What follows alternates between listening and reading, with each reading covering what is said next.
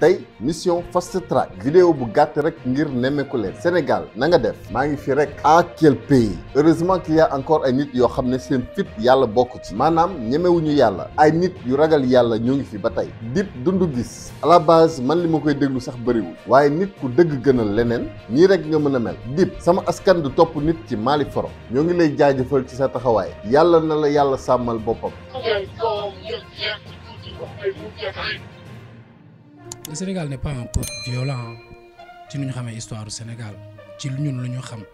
après c'est vrai que oui gars yi dañuy génn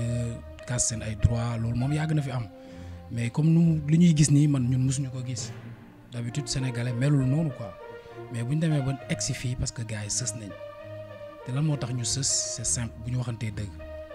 nit yi sonn nañ. bu nit yi sësee rek coono moo tax foo ko natt nag weesu na ko à qui la faute qui va sauver le Sénégal ndax am na nit koo xam ne mën na ñëw rek tegaat suñu gaal ci yoon en tout cas président Ousmane Sonko waxoon na ni mbir mi du mbirum benn nit ba ci Mame Wade sax ak expérience am bi nga ko yenee dafa toog donc li wóor mooy li defar Sénégal du lu benn nit képp di yenu liggéeyu askan lëmb la bés bu ñu yàlla boolee ak mujaddid bi war a soppi jamono ji ngalla waaye bu ñu toog di ko setaan nañu ànd ak moom ci liggéey bi su jàppee fii ñu jàpp fee. waxoon naa président Macky Sall ne ko ca 2STV nii nga yore sunu réew mi de borom kër bu yoroon ñaari soxna yore ko noona tas sëñ Mountakha bu bëggoon a ñëw yore noonu yoonu murit du dem ab entreprise ku ko bëggoon a yore noonu du dem ku bëggoon a yore ab daayira du dem loo ko bëgg a yore du dem ñu ne ma lan la ma ne leen jël ñaari sénégalais jël ñenn ñi teg ci kaw ñenn ñi gënale leen ba ñëpp xam ne ñaari ñi da nga leen a gënale ba noppi nëbboo ko te ñii ñaar ñu yem ci sa kanam te président Macky Sall nag doxin woowu la doxe ba tey jii ndax dëggit duñ ko raay nag loolu moom mooy dëgg doxin wi moo jaarutoon yoon ndax Ousmane Sonko mii nga xam ne moom lañ daan tey ba tax sénégalais yi daan bi dugg ci seenum nopp ñoom ñëpp jóg ne wax ji ne loolu moom nopp du ko dégg bët du ko gis xel du ko xalaat loolu dafa bu doon ba jiitu dañoo wax ne sëy xuloo ba ko tas jiituwu ca waaye lii ñu teg Sonko tey du moom rek moo tax ñu sénégalais yi jóg dañ koy wax ci dëgg te yàlla tax wax dëgg te yàlla tax képp koo xam ne xàmmee nga te ràññee nga jamono ji ñu nekk di nga xam ni tey wax fi dëgg mooy crime loo ci gis képp koo xam ne wax nga sa dëgg ñu jàpp tëj man de kaawu Cheikh Bara Ndiaye bettu ma benn yoon te moom ci boppam sax nag bettu ko ñoo ngi koy massawu di massawu njabootam lii yëpp léegi mu jeex waaye nag dinaa leen bàyyiloo xel mbir lii tamit jar na laaj kañ la fiy nar a jóg di def vidéo courant ne kamaj lii nag mooy Sénégal lii mooy Sénégal da ngay toog def si vidéo courant ne kamaj léegi lii ba kañ on va attendre ça jusqu'à quand là ah mais il faut arrêter ba pare sa waa kër ñu taw di la rek bon finalement on va faire autre chose dañuy génn ñëwaat na nii waaye je vais pas prendre damay génn dem ci biti moo ma gën a daa yoo waxee benn mot ñaari mot courant coupé doy na sëkk bon tey nag ce sera une vidéo assez spéciale bu ñu naan daw ci suuf parce que Sénégal da ngay def say liggéey courant ne kamaj mais lii ba kañ quand est-ce qu'on va finir avec ça léegi nag coupé lañu jant bi bu nekkee yéen si mën dara coupé lañu jant bi donc fan laa tolloon sax donc maa ngi doon wax que ni lii yëpp léegi mu jeex waaye nag dinaa leen bàyyiloo xel benn mbir du ni bés bu ñu falee ki nga xam ne moom lañ bëgg a fal rek lépp day jeex tàkk ci saa si lépp normal non déjà nii rek li ma leer rek mooy ndab li moom xajam na ba noppi massa nag li ci topp te noonu la nar a continuer nag pendant au moins encore 2 ans après 2024 maanaam au moins ñaari at ci kanam ki fi toog te muy ki ñu bëgg mu toog su toogee léppam dinañ ko taxal xajamal ndabam su boobaa ma naan sénégalais yi objectif bi du lu yem 2024 lu tàmbalee 2024 war a law ba faw nag bu ci yàlla àndee donc difficulté yi ci tàmbale bi bu mu bett kenn 2024 dina signer la libération du peuple ci benn côté waaye nag tàmbali liggéey bàyyi caaxaan lay doon. On dit que si l'Afrique est une tête, le Sénégal en est le nez.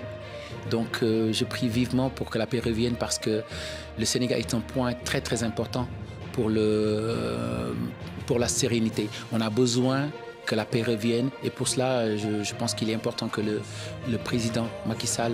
soit à l'écoute, qu'il ne fasse pas la sourde oreille parce que la population est en train de crier tout ou quelque chose, qu'il se doit d'être attentif parce que lui travaille pour la population mais c'est pas la population qui travaille pour lui. Pas de Freddy bi ñu ko laajee dafa ne président Macky Sall bu mu tànqamlu askanam ndax ca dëgg-dëgg moom mooy liggéeyal askan bi waaye du askan bi moo koy liggéeyal en tout cas fi ñu toll nii àddina Sénégal la amee médias internationaux yi mel ni sax ku ñuy commencé yàpp bu njëkk bu ma daan gis image yu Sénégal ci yenn chaînes yi sama xol da daan féex mais léegi gàcce indescriptible imaginez ku nekk France di jaay fier d'être sénégalais ba français yi ne ko waaye may ñu li sa ministre de l'intérieur wax ne tient pas la route démentir say forces de l'ordre te mënoo ci dara loolu du gàcce man nangu naa d'accord naa mën nañ ne sénégalais du sax nit ku neex a nax la bu ko jant tiimee boo ko nee lii weer la da koy gëm d'accord mais xanaa nasaraan nit la. En tout cas ci seeni méthode de communication wala de manipulation sax laa war a wax ñoom la suñu yenn médias yi di roy waaye fii mu toll nii lii signal la ni France daw na protéger boppam moom ay intérêt képp moo ko tax a jóg xel sax nag moo nangul woon ñu ñëw ànd ak ministre bi wala